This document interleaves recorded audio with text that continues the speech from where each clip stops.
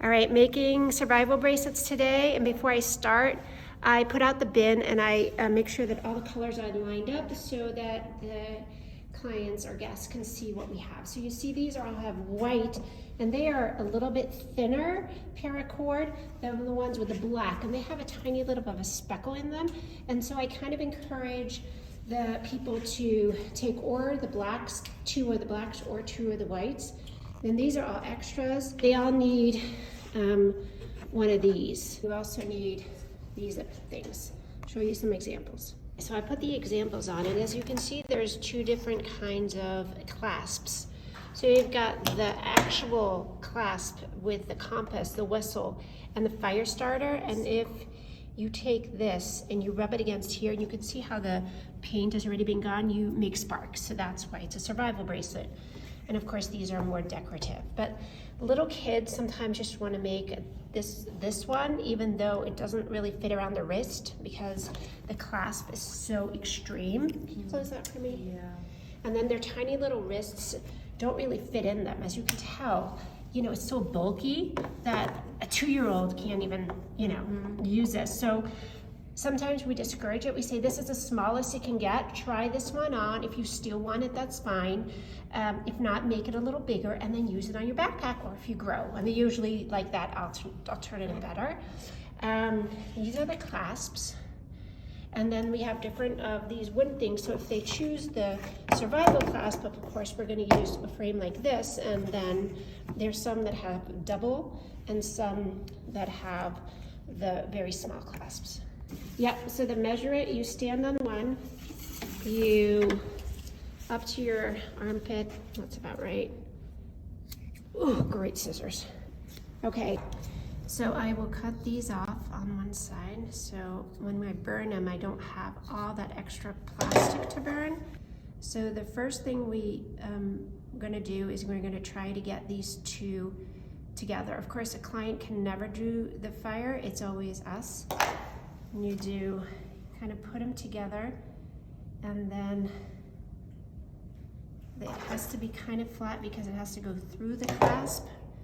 So it's still pretty hot, but this is pretty good. So when you have this and you take this and you kind of roll it down so that the inside, the white paracord, kind of lines up with the outside. So like this, like this.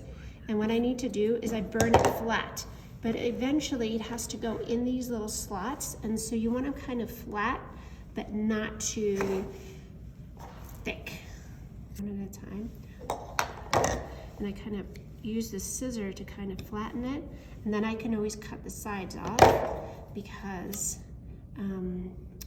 it can't be too wide or else it'll just take up too much space, especially in those tiny little clasps, as you can tell. I kind of like cut it a tiny little bit so it turns into like a little arrow, and then it can easily go right into the clasp. So we've chosen this clasp and we're putting it in here. I let the clients do this themselves because they think that's really fun, especially kids are very confused on where to put these, but of course this one goes in here. And this one goes in here. And now you have to figure out how long this is going to be. So beforehand we measured this one, and we kind of came to a conclusion we need it this much wider. Put it in, and I kind of look where it would clasp, and I elongate it until I think it's the right length, which would be a little bit more. I think this is it. So then I close it. I take this one off, put these guys in,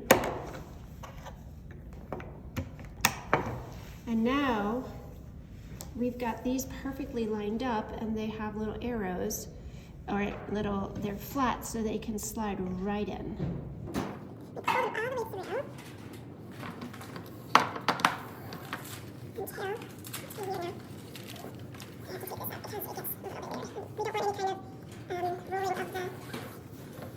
Right at the very end, so I'm going from up to down, which is easiest, and I take these and pull them through.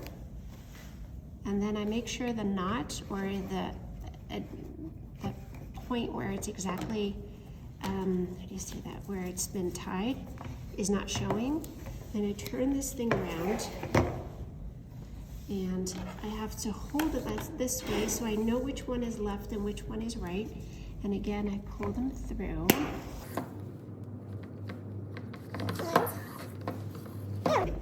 We are ready to rock and roll. So we decided that the inside was going to be the blue one. So when I say inside, it's this one. And so the blue is dominant, and that's the one that makes the letter. So here we have a P. So it goes over the skis. Now this one goes over the single string, under the skis, and up through the pond.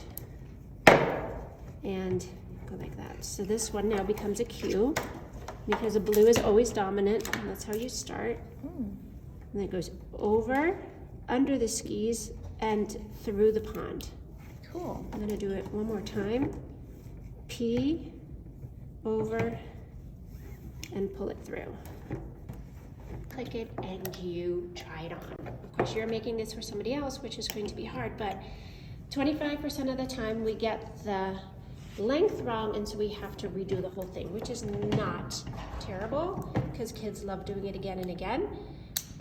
So we tried it on, and it was a good size. You always have to try it on. And then you clip it about, a little bit more than a centimeter. And this one too, so we have 2 little spots left.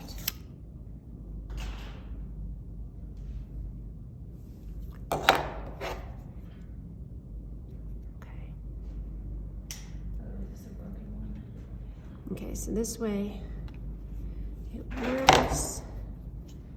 And again, this side.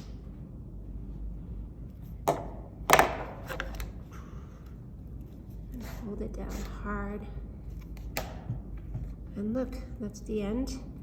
And then when it's cooled off, I kind of fidget with it, see if that's good. It looks like this is well done, and boom, here we go.